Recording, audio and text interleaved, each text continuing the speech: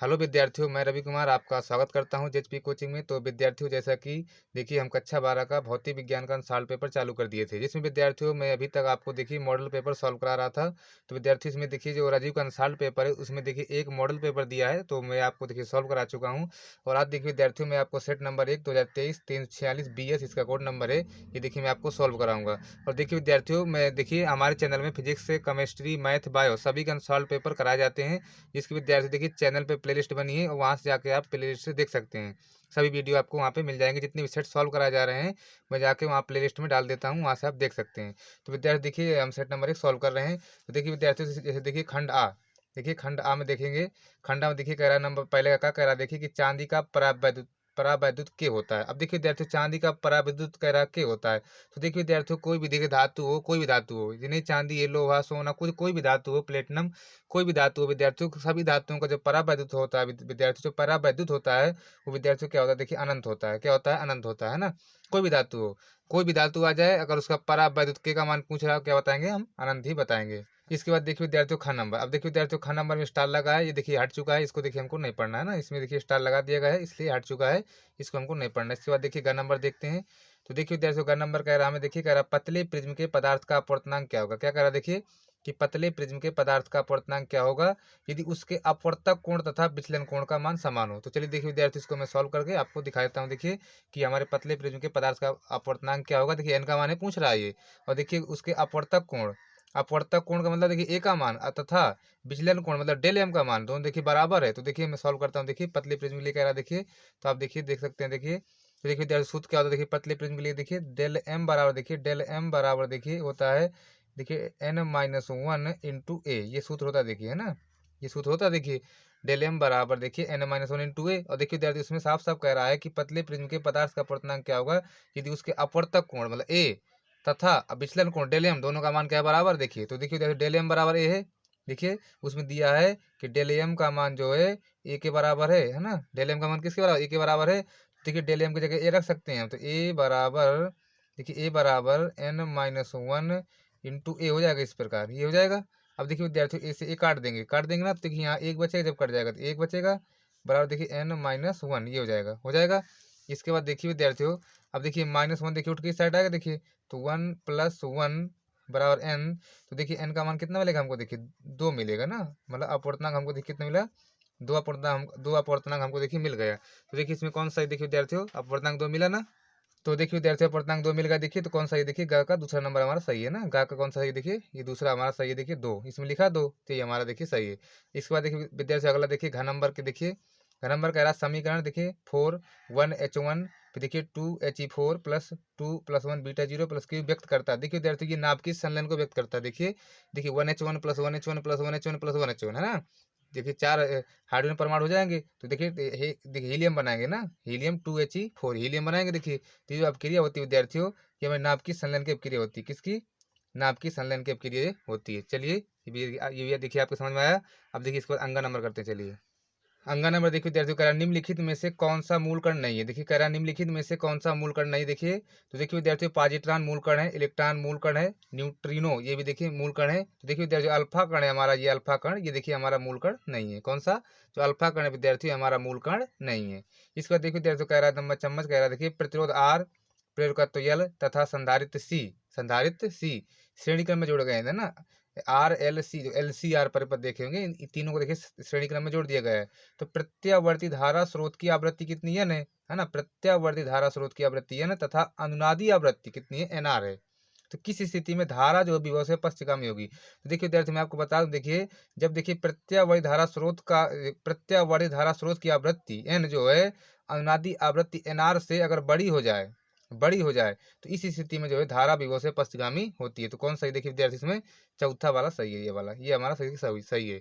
तो आप देखिए याद क्या कर लीजिएगा कि जब प्रत्यावर्ती धारा स्रोत की आवृत्ति n अनुनादी आवृत्ति NR से बड़ी हो जाती है ना, मतलब n का मान जब NR से बड़ा हो जाता है, तब जो जाके जो धारा है वो विभव से पश्चिमगामी होती है। आप इसकी स्टेटमेंट को सीधे सीधे याद कर लीजिएगा। चलिए अगला, अब खंड बा करते चलिए। तो देखिए विद्यार्थियों, खंड बा में कह रहा देखिए दूसरे का, देखिए कह रहा विद्युत चुम्बकीय तरंगों की कोई दो मुख्य विशेषताएं बताइए, है ना। विद्युत चुम्बकीय तरंगों की कोई दो मुख्य विशेषताएं लिखिए या बताइए। चलिए देखिए मैं आपको लिख के दिखाता हूँ। चलिए तो देखिए विद्यार्थियों, मैं लिख के रखा हूँ। देखिए हमसे पूछ रहा था, दूसरे का काम में पूछ रहा था कि विद्युत चुम्बकीय तरंगों की कोई दो मुख्य विशेषताएं लिखिए। देखिए पहली विशेषता है कि ये तरंगे निर्वात में भी गति कर सकती हैं। क्या है? ये तरंगे निर्वात में भी गति कर सकती हैं। देखिए विद्यार्थियों, दूसरी विशेषता है कि ये तरंगे क्या होती हैं? अनुप्रस्थ होती हैं, है ना। ये तरंगे क्या होती है? देखिए अनुप्रस्थ होती हैं। इस तरह देखिए दो विशेषताएं पूछ रहा था, आपकी दो विशेषताएं हो गई। इसके बाद देखिए अगला क्वेश्चन क्या पूछ रहा, देखिए आपको दिखा दूं मैं। तो देखिए विद्यार्थी, दूसरे का देखिए खा कह रहा है कि देहली तरंग दैर्ध्य से क्या तात्पर्य है ना। दूसरे खा क्या कह रहा है? देहली तरंग दैर्ध्य से क्या तात्पर्य है। तो चलिए देख लेते हैं देहली तरंग दैर्ध्य की परिभाषा। तो देखिए विद्यार्थी, दूसरे खा में देखिए देहली तरंग दैर्ध्य परिभाषा क्या, देखिए क्या, देखिए किसी धातु की सतह से, देखिए किसी धातु की सतह से, किसी धातु की सतह से आपतित विकिरण की वह अधिकतम तरंग दैर्ध्य जो जब धातु पर गिरती है तो धातु से इलेक्ट्रॉन उत्सर्जित हो जाता है, प्रकाश की उस अधिकतम तरंग दैर्ध्य को देहली तरंग दैर्ध्य कहते हैं। देखिए विद्यार्थियों, जब धातु की सतह होती है उसमें देखिए जब प्रकाश जब उत्सर्जित मतलब प्रकाश की जब किरणें उसमें पड़ती हैं, जब प्रकाश की किरणें पड़ती हैं तो उससे क्या होता है? इलेक्ट्रॉन उत्सर्जित होने लगते हैं ना। देखिए इसी प्रकार इसमें लिखा है, देखिए किसी धातु की सतह से आपतित विकिरण, है ना। आपतित विकिरण मतलब प्रकाश जब विकिरण विकिरण जाता है, जब प्रकाश आता है, आपतित विकिरण की वह अधिकतम तरंग दैर्ध्य, वह अधिकतम तरंग दैर्ध्य जो जब धातु पर गिरती है तो धातु से क्या होता है? इलेक्ट्रॉन उत्सर्जित हो जाता है। अब प्रकाश की उस अधिकतम तरंग दैर्ध्य को देहली तरंग दैर्ध्य कहते हैं। और इसको विद्यार्थी देखिए लैम्डा जीरो से व्यक्त करते हैं। देहली तरंग दैर्ध्य है ना ये, तो लैम्डा जीरो से इसको व्यक्त करते हैं। तो इस तरह विद्यार्थी हमारे देखिए दूसरे खा की भी परिभाषा हो गई। चलिए अगला देख लेते हैं क्या पूछ रहा है अगला।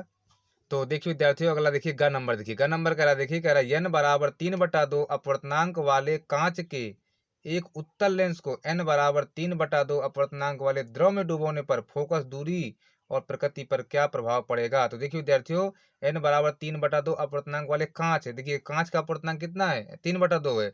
और देखिए उत्तल लेंस है ये ना, कांच के एक उत्तल लेंस है, ये उत्तल लेंस है, जो हमारा उत्तल लेंस है कांच का, उसका अपवर्तनांक 3/2 है।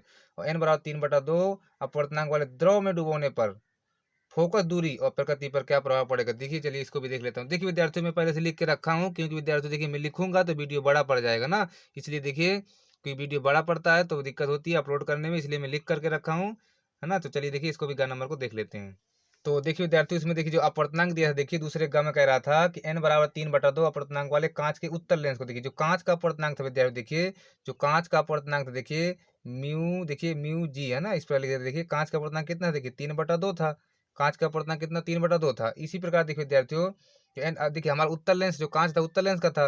और देखिए जो अपवर्तनांक द्रव का जो अपवर्तनांक था, देखिए लिक्विड जिसको बोलते हैं, देखिए म्यू यल, ये भी कितना था? देखिए 3/2 था, है ना। ये दोनों 3/2 दोनों थे। देखिए विद्यार्थी दोनों का अपवर्तनांक बराबर है। तो देखिए विद्यार्थियों, में तीनों कंडीशन इसमें लिख दिया हूँ। देखिए जब देखिए द्रव का अपवर्तनांक, जब देखिए द्रव का अपवर्तनांक कांच के अपवर्तनांक से छोटा हो, अगर द्रव का अपवर्तनांक कांच के अपवर्तनांक से क्या हो? छोटा हो, तो देखिए फोकस दूरी बढ़ेगी, है ना। फोकस दूरी में क्या रखा है उसमें, देखिए पूछ क्या रहा है, उसमें पूछ रहा है हमसे कि फोकस दूरी और प्रकृति पर क्या प्रभाव पड़ेगा।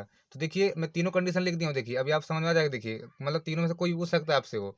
अगर देखिए जैसे देखिए द्रव का अपवर्तनांक, द्रव का लिक्विड है ना ये, द्रव का अपवर्तनांक कांच के अपवर्तनांक से कम हो तो फोकस दूरी क्या होगी? बढ़ेगी। और देखिए प्रकृति नहीं बदलेगी, उत्तल लेंस है तो उत्तल लेंस ही वो रहेगा। और इसमें देखिए यदि देखिए अगर देखिए द्रव का अपवर्तनांक और कांच का अपवर्तनांक दोनों बराबर आ जाए, जैसे जैसे देखिए ये हमारे सवाल में कह रहा है, देखिए ये वाला ये उत्तर इसका ये है, देखिए है ना, उत्तर इसका ये है, क्योंकि दोनों अपवर्तनांक बराबर, देखिए है ना। द्रव का अपवर्तनांक और कांच का अपवर्तनांक जब दोनों बराबर हों, देखिए फोकस दूरी क्या होगी? फोकस दूरी अनंत हो जाएगी। और देखिए प्रकृति क्या होगी? प्रकृति समतल कांच की प्रकार व्यवहार करेगा। जो हमारा वो उत्तर लेंस है ना, उसमें उत्तर लेंस दिया है ना, उत्तर लेंस है ना, तो उसकी फोकस दूरी अनंत होगी। उत्तर लेंस, उसमें उत्तर लेंस दिया था, देखिए है ना, तो उत्तर लेंस है उसमें, उसकी फोकस दूरी क्या अनंत होगी। और प्रकृति में क्या होगी? वो जो है समतल कांच की तरह व्यवहार करेगा। इसी प्रकार देखिए इसमें अगर तीसरे देखिए विद्यार्थियों, इसमें देखिए अगर देखिए यदि देखिए द्रव का अपवर्तनांक कांच के अपवर्तनांक से ज्यादा हो जाए, द्रव का अपवर्तनांक कांच के अपवर्तनांक से क्या हो जाए? ये द्रव है लिक्विड, द्रव का अपवर्तनांक कांच के अपवर्तनांक ज्यादा हो जाए तो देखिए फोकस दूरी का चिन्ह परिवर्तित हो जाएगा, मतलब फोकस दूरी का चिन्ह बदल जाएगा। और देखिए जो उत्तल लेंस है वो अवतल लेंस की भांति व्यवहार करेगा। तो इस तरह विद्यार्थी आपको समझ में आया होगा। चलिए इसके बाद देखिए तो अगला क्वेश्चन करते हैं, अंगा नंबर करते हैं। चलिए तो देखिए विद्यार्थी अंगा नंबर क्वेश्चन देख ले। देखिए अंगा नंबर करा, देखिए 7n⁴ नाभिक पर कूलाम में आवेश की गणना कीजिए। चलिए देखिए 7n⁴ नाभिक पर कूलाम में आवेश की गणना कीजिए। चलिए इसके देखिए आवेश की गणना कर लेते हैं, क्योंकि मान पूछा। चलिए तो देखिए विद्यार्थी उसमें क्या लिखा है, देखिए 7n⁴ लिखा था, इस प्रकार लिखा था ना। 7n⁴ में कह रहा था आवेश की गणना कीजिए, है ना। आवेश की कूलाम में कह रहा है, आवेश की गणना कीजिए, है ना। कूलाम में मतलब कूलाम तो आवेश का मात्रक होता है, उसी में गणना कह रहा था, कीजिए। देखिए देखिए इधर से क्यू बराबर क्या होता है, देखिए एन इंटू ई होता है ना। देखिए तो क्यू बराबर एन, देखिए एन क्या, देखिए संख्या होती है, देखिए है ना, इलेक्ट्रॉनों की संख्या, ये प्रोटॉनों की संख्या, देखिए तो कितनी, देखिए 7 है ना यहाँ पे, देखिए ये 7 है, देखिए ये प्रोटॉन है, प्रोटॉन संख्या कितनी, देखिए 7 है ये। यहाँ पे देखिए 7 लिख देते हैं, 7 गुड़े इलेक्ट्रॉन का आवेश कितना होता है, देखिए इलेक्ट्रॉन का आवेश होता है 1.6 गुड़े 10 के पावर माइनस का 19 होता है, ये होता है ना। ये क्यू बराबर कितना जाएगा, देखिए क्यू बराबर देखिए 16 सत्ते 112, तो 112 इस प्रकार लिख देंगे, एक अंक बाद ये लगा दिया, गुड़े 10 के पावर माइनस का 19 लिख दिया। और देखिए आवेश है, आवेश का मतलब क्या होता है, कूलाम होता है, तो इस प्रकार देखिए कूलाम लिख देंगे। और यही देखिए विद्यार्थी हमारे प्रश्न का क्या हो जाएगा, ये आंसर हो जाएगा। तो चलिए देखिए आपको समझ में आया होगा, छोटा सा प्रश्न था। इसके बाद देखिए अंक के बाद क्या, चम्मच, चम्मच नंबर देखिए, है ना, इसको चम्मच बोलते हैं। चलिए उसको भी देख करते हैं। तो देख लीजिए विद्यार्थियों, अगला चम्मच नंबर देखिए क्या कह रहा है, देखिए कह रहा एक हेनरी स्वप्रेरकत्व को परिभाषित कीजिए, है ना। कह रहा एक हेनरी स्वप्रेरकत्व को परिभाषित कीजिए। चलिए देखिए एक हेनरी स्वप्रेरकत्व की परिभाषा में लिख करके रखा हूँ, आपको देखिए दिखा देता हूँ। इसके बाद देखिए खंड सा करेंगे, देखिए वेरी वेरी इंपॉर्टेंट क्वेश्चन है, देखिए इनको मैं सॉल्व कराऊंगा आपको। चलिए देखिए पहले एक हेनरी स्वप्रेरकत्व की परिभाषा देख लेते चलिए। तो देखिए विद्यार्थी, एक हेनरी स्वप्रेरकत्व की परिभाषा पूछ रहा था ना, क्या देखिए क्या लिखेंगे कि यदि किसी कुंडली में 1 एम्पीयर की धारा बहने पर उसके साथ 1 वेबर का चुंबकीय फ्लक्स संबद्ध होता है ना। यदि किसी कुंडली में 1 एम्पीयर की धारा बहने पर उसके साथ 1 वेबर का चुंबकीय फ्लक्स संबद्ध होता है, तो उस कुंडली का स्वप्रेरकत्व 1 हेनरी होगा। ये विद्यार्थी हमसे पूछ रहा था, इसको देखिए आप नोट कर लीजिए या स्क्रीनशॉट ले लीजिए या याद कर लीजिए, है ना। आपको देखिए तैयार कर लीजिएगा, क्योंकि विद्यार्थी देखिए अनसॉल्व्ड पेपर सॉल्व कर रहे हैं, अनसॉल्व्ड पेपर का हर एक क्वेश्चन आपके लिए इंपॉर्टेंट है। और डायरेक्ट जो है, जब अगर आप काफ़ी सेट सॉल्व कर लेंगे ना, 14-15 सेट, तो आपको एकदम कॉन्फिडेंस, आपके अंदर एकदम कॉन्फिडेंस आ जाएगा, और आप एक खटाक से पेपर को सॉल्व करके बोर्ड पेपर चले जाएंगे। तो इसलिए विद्यार्थियों, आप अनसॉल्व्ड पेपर जरूर सॉल्व कीजिएगा, मैं कह रहा हूँ ये आपसे बार बार। अनसॉल्व्ड पेपर से ही आपका अच्छा रिजल्ट आएगा, क्योंकि पूरा अनसॉल्व्ड पेपर जो है उसमें आ जाता है। तो चलिए विद्यार्थी, इसके बाद खंड सा को सॉल्व करते चलिए। तो देखिए विद्यार्थी खंड सा देखिए, खंड सा का देखिए तीसरे का क्वेश्चन कह रहा है, देखिए कि 45 इलेक्ट्रॉन वोल्ट ऊर्जा, 45 इलेक्ट्रॉन वोल्ट ऊर्जा, ये गतिज ऊर्जा इलेक्ट्रॉन की, है ना। के का मान देखिए 45 इलेक्ट्रॉन वोल्ट ऊर्जा का एक इलेक्ट्रॉन 9 गुणे 10 के पावर माइनस 5 वेबर प्रति मीटर स्क्वायर तीव्रता के चुंबकीय क्षेत्र में वृत्ताकार मार्ग में चक्कर लगा रहा है। देखिए इधर से बी का मान देखिए, वृत्ताकार मार्ग में चक्कर लगा रहा है, तो वृत्ताकार मार्ग त्रिज्या ज्ञात कीजिए। आर का मान देखिए हमसे पूछ रहा है, चलिए देखिए आर का मान हम निकालते हैं चलिए।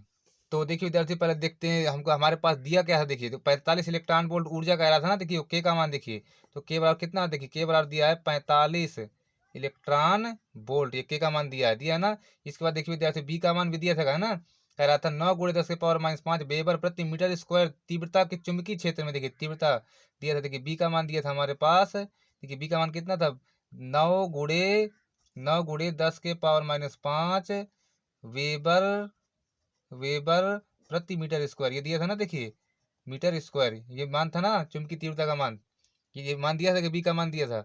हमसे पूछा था वृत्ता मार्ग त्रिज्या ज्ञात की, देखिए त्रिज्या पूछा, देखिए विद्यार्थियों देखिए त्रिज्या आर बराबर क्या था, देखिए आर बराबर होता देखिए एम वी बटा क्यू बी, ये होता है सूत्र, देखिए इसी सूत्र से लगाएंगे। देखिए एम क्या, देखिए इलेक्ट्रॉन का द्रव्यमान है, क्यू क्या है आवेश है, देखिए बी का मान, देखिए बी का मान भी दिया है ना, चुंबकीय क्षेत्र का मान, लेकिन विद्यार्थियों वी का मान नहीं, बेग नहीं इसमें, देखिए मैं बेग निकालता हूँ देखिए।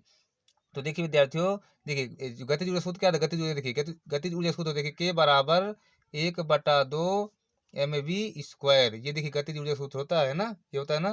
देखिए के का मान क्या है, देखिए 45 इलेक्ट्रॉन वोल्ट, देखिए तो 45 रख देंगे इस प्रकार, 45 गुणे देखिए इलेक्ट्रॉन वोल्ट कह रहा तो हटा देंगे, इलेक्ट्रॉन हटा देंगे, देखिए है ना। तो 10 के पावर कितना कर देंगे, देखिए देखिए 1.6, देखिए 1.6 गुणे 10 के पावर माइनस 19 कर देंगे इस प्रकार ना, ये कर दिए देखिए, है ना। इलेक्ट्रॉन का बेस इतना तो होता है, 1.6 गुणे 10 माइनस 19 कूलाम होता है ना, ये हो जाएगा देखिए बराबर, देखिए 1/2 एम का मान कितना हो, देखिए देखिए इलेक्ट्रॉन का द्रव्यमान कितना होता है 9.1 गुणे 10 के पावर माइनस का 31, ये होता है देखिए, है ना, ये होता है। फिर देखिए वी स्क्वायर, तो वी स्क्वायर इस प्रकार देखिए लिख देंगे। अब देखिए ये दो तो यहाँ चला जाएगा, देखिए तो 45 दूनी 90 हो जाएगा, ये 90 गुणे 1.6 गुणे 10 के पावर माइनस 19, अब बट्टा में देखिए पूरा ये आ जाएगा, देखिए ये पूरा बट्टे में आएगा, देखिए कितना है 9.1 गुणा 10 के पावर माइनस का 31, ये बट्टे में आएगा बराबर, देखिए कितना हमारे पास वी स्क्वायर है। इसके बाद देखिए अब देखिए विद्यार्थी गुणा कराते हैं, देखिए एक अंक बाद हम लोग देखिए यहाँ हटा देंगे, यहाँ हटा दिया। अब देखिए गुणा कराते हैं, देखिए इसका तो ये जो गुणा कराएंगे देखिए कितना हो जाएगा, देखिए पहले यहाँ से 19 काट देते हैं, देखिए यहाँ से भी काटेंगे, यहाँ से भी काट देंगे। अब जो बचेगा अभी लिखूंगा अभी यहाँ पे ना, देखिए गुणा कराते हैं, देखिए देखिए तो 0 16 नहीं है 144 ना, 144 बटा देखिए 91 बटा 91। अब देखिए विद्यार्थी नीचे कितना बचेगा, यहाँ पे जो कटेगा देखिए यहाँ पे कितना बचेगा, देखिए 19, यहाँ से चला जाएंगे देखिए तो कितना बचेगा 9 10 11 2, तो देखिए ये बचा है ना, और देखिए 12 बचेगा ना, कितना बचेगा 12 तो बचेगा देखिए माइनस का, है ना 12 तो बचेगा, देखिए 12 19 कितना हो, देखिए जोड़ो 9 तो 11 के लिए 1 1 2 1 3, हाँ ठीक है, देखिए 12 बचेगा, देखिए बराबर कितना वी स्क्वायर। देखिए अब इसका देखिए भाग देना पड़ेगा हमको, है ना। चलिए देखिए मैं भाग दे के फिर आपको बताता हूँ। देखिए विद्यार्थी देखिए जब इसका देखिए भाग देंगे देखिए तो कितना आएगा, देखिए 15.82 लगभग आएगा ना। भाग आप देख लीजिए, मैं भाग दे के दे लिया हूँ। देखिए ऊपर जाएगा देखिए 10 के पावर ये 12 हो जाएगा, ये देखिए ये 12 हो जाएगा। अब बराबर देखिए वी स्क्वायर। अब देखिए इसके बाद देखिए विद्यार्थी यहीं पे मशक्कत कुछ काफी विद्यार्थी 90% विद्यार्थी यहाँ सॉल्व नहीं कर पाते, वी का मान निकाल पाते। देखिए अब देखिए जब वी का मान निकालूंगे देखिए रूट के अंदर आएगा, देखिए है ना, ये देखिए इस पर रूट के अंदर आएगा, देखिए देखिए 15.82 गुणा देखिए 10 के पावर 12, ये हो जाएगा ना, ये हो जाएगा ठीक है। इसके बाद देखिए ये तो देखिए 10 के पावर 6 10 के पावर 6 जोड़ा बन जाएगा 12 आ जाएगा, लेकिन इसको देखिए किस प्रकार बाहर निकालेंगे। तो देखिए विद्यार्थी मैं आपको दिखाता हूँ किस प्रकार देखिए मैं निकालूंगा, देखिए आप देख लीजिएगा। देखिए किस प्रकार निकालेंगे, देखिए 15 देखिए 8 2 लिखा जैसे इस प्रकार जोड़ा बनाएंगे, देखिए है ना। अब देखिए उसी संख्या में देखिए गुणा करेंगे, देखिए ताकि 15 ज़्यादा जाए। देखिए 4 चौको 16 4, और देखिए यहाँ 4 लिखेंगे, यहाँ भी 4 लिखेंगे, 16 ये लिखा, देखिए 4 4 8 आएगा। अब आप 8 में पढ़े होंगे कक्षा 8 में, देखिए देखिए एक बचा, फिर तो हम लोग उतारा, भी 8 2 बचेगा 8 2। अब कितने बार जाएगा, देखिए 8 दूनी 16 लगभग 2 बार जाएगा, देखिए 4.2 आया लगभग, है ना। कितना देखिए 4.2 देखिए, तो बी का मान देखिए कितना है हमारे पास 4.2 ये आया। देखिए यहाँ से देखिए 10 के पावर 6 यहाँ से बाहर आएगा, ये 10 के पावर 6 आया, देखिए ये देखिए हमारा बी का मान आ गया। चलिए देखिए बी का मान निकालिए, अब वहाँ पे रखते हैं, देखिए है ना। चलिए आ जाते हैं यहाँ पे, देखिए ये देखिए यहाँ पे रख लेते हैं पूरे मान, फिर सॉल्व करते हैं, त्रिज्या निकालते हैं। देखिए देखिए आर बराबर देखिए एम का मान कितना, देखिए द्रव्यमान इलेक्ट्रॉन का 9.1 गुणे 10 के पावर -31 गुणे वेग, वेग कितना है 4.2, तो 4.2 गुणे 10 के पावर 6 ये वेग आया, देखिए है ना। फिर देखिए बट्टा में करते, देखिए क्यू इलेक्ट्रॉन का बेस, देखिए तो 1.6 गुणे 10 के पावर -19 हो जाएगा गुणे बी। देखिए चुंबकीय क्षेत्र बी कितना है, देखिए 9 गुणे 10 के पावर -5 ये देखिए दिया है ना। इसके बाद देखिए अब देखिए विद्यार्थी 19 5 कितना हो जाएगा, देखिए 24 हो जाएगा ना। 19 5 देखिए 19 5 देखिए कितना होता है, देखिए 24 हो जाएगा ये। अब देखिए 24 यहाँ से काटेंगे, देखिए यहाँ 7 बचेगा ना, तो मतलब -1 लिख लेता हूँ इस प्रकार में, ये -1 बचेगा, देखिए है ना। देखिए -1 नहीं, देखिए 19 5 24, तो 24 यहाँ से काटेंगे, देखिए है ना, काटेंगे तो कितना 7 बचेगा, तो इसको भी देखिए यहाँ से घट जाएगा ना, ये भी काट देते, देखिए कट गया। इसको यहाँ कटा, तो अब -1 बचेगा इसमें, अब ठीक है, देखिए है ना। देखिए अब ठीक है वो।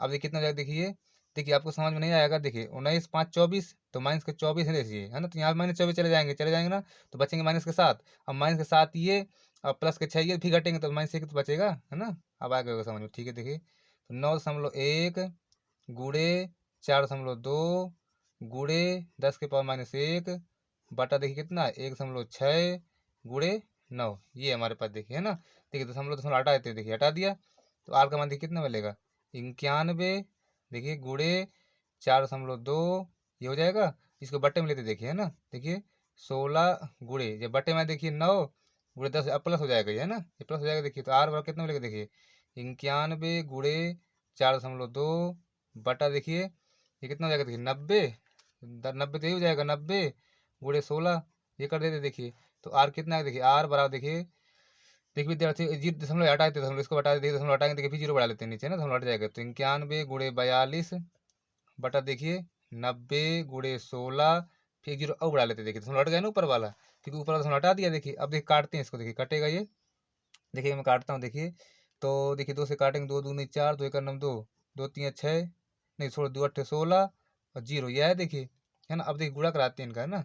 चलिए गुणा करा लेते हैं, फिर देखिए गुणा किन कराएंगे, देखिए आर बराबर देखिए गुणा कराएंगे तो 91 गुणे 21 और ये देखिए कितना है, देखिए 90 गुणे 80 है ना। इनका गुणा करा लेते हैं, फिर उसी हिसाब देखेंगे कितना आता है उत्तर ना। चलिए देखिए गुणा करा के बताता हूँ आपको। तो देखिए विद्यार्थी देखिए जिनका देखिए गुणा कराएंगे, देखिए तो कितना है, देखिए 19 11 आएगा ना। देखिए गुणा करा लीजिएगा आप, देखिए कैलकुलेशन में आप कर लीजिएगा स्वयं, है ना। देखिए गलत भी हो जाए तो कोई दिक्कत नहीं, देखिए कैलकुलेशन गारंटी नहीं रहती। देखिए तो 91 गुणे देखिए 21 कराएंगे, देखिए है ना, तो 19 11 आगे देखिए इनका देखिए गुणा कराएंगे, देखिए तो 7200 लगभग आ गए हैं, ये 72 आ गया। देखिए जब भाग देंगे देखिए तो लगभग उत्तर हमारा देखिए कितना जाएगा, जब भाग देंगे तो 0.25 लगभग मीटर में आ जाएगा उत्तर हमारा, इतना देखिए त्रिज्या हमारी आ जाएगी, है ना। आप देखिए कैलकुलेशन स्वयं कीजिएगा, है ना। तो देखिए इस तरह देखिए सॉल्व होगा। देखिए आपको मेथड पता हो गया, आप कैलकुलेशन कर लीजिएगा।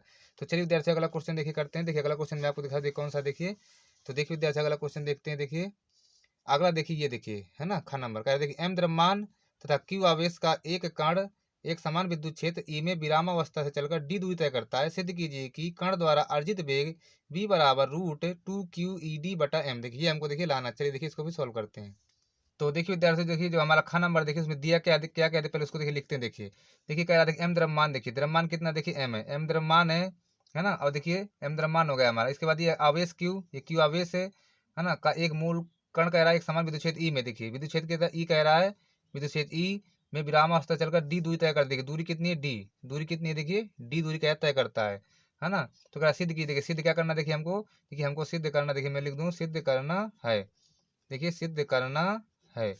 देखिए विद्यार्थी क्या सिद्ध करना है, v बराबर वेग v बराबर करंडी के अंदर, देखिए करंडी के अंदर 2QED बटा m, ये देखिए हमको सिद्ध करना है। तो चलिए देखिए विद्यार्थी देखिए जब देखिए किसी मतलब कण पर देखिए जब बल लगता है देखिए इलेक्ट्रॉन पर, देखिए तो F बराबर कितना होता है, QE होता है ना, F बराबर QE होता है। ये देखिए बल लगता है ना।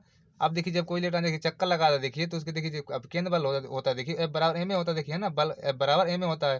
तो F बराबर कितना है, देखिए m भी होता है, देखिए है ना। देखिए यहाँ पे लिख दो चूंकि देखिए F बराबर m भी होता है ना, F बराबर m ये भी होता है। देखिए देखिए ये कण पर लगने वाला बल है F बराबर QE।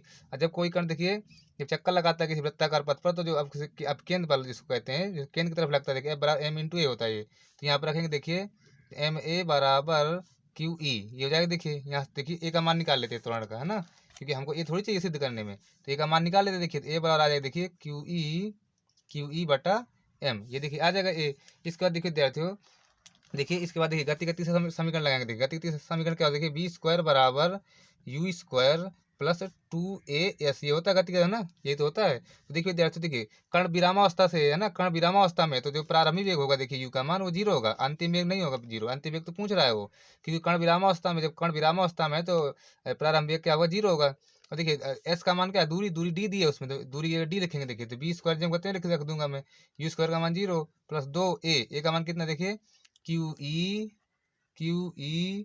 बटा m, ये देखिए एस का मान क्या है, देखिए डी है ना, एस का मान क्या है, देखिए डी है हमारा। एस क्या देखिए दूरी दूरी हमारी डी है। देखिए तो v² बराबर 2QED बटा m, ये हो जाएगा। देखिए हो जाएगा। हम लोग को देखिए v चाहिए। देखिए तो v बराबर करंडी के अंदर ले लेंगे इसको, v बराबर 2QED बटा m, ये देखिए इस प्रकार देखिए विद्यार्थी हमारा ये सिद्ध हो गया। देखिए काफ़ी देखिए अच्छा सवाल था। देखिए देखिए ये सिद्ध हो गया हमारा। तो विद्यार्थी आपको देखिए समझ में आया होगा। तो विद्यार्थी देखिए मैं आज यहीं तक रखता हूँ। अगर आपको देखिए मेरा वीडियो पसंद आया हो तो वीडियो को लाइक कर देना, शेयर कर देना और मेरे चैनल को सब्सक्राइब कर देना। अगर ना आपको पसंद आया हो तो कोई बात नहीं, मैं चलता हूँ। नमस्कार।